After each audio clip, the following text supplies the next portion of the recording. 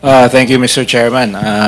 Very short lang, I just like to express my support to the committee dahil napaka-importante po ang layunin ng ating hearing ngayon dahil kailangan natin malaman kung ano nangyari, kung anong dapat gawin para ma-maximize yung budget sa flood control.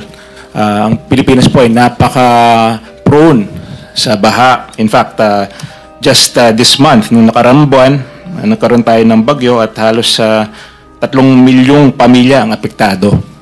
So, base po sa karanasan ko bilang Secretary ng Public Works, napaka-importante po ang master planning sa flood control. Kasi pwede mong ayusin isang section at bibilis yung daloy ng tubig, pero pagdating sa ibang section na walang flood control, maiipon yung tubig, mas lalala yung baha sa ibang areas. So, napaka-importante po na magkaroon tayo at suportahan natin ang mga master plan flood control projects. And there are master plan.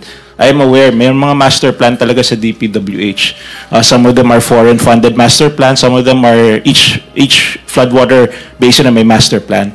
So, importante po, para sa akin, yung pondo ng taong bayan ay dapat nakatutok sa mga master plan projects ng DPWH. And of course, on the issue of yung mga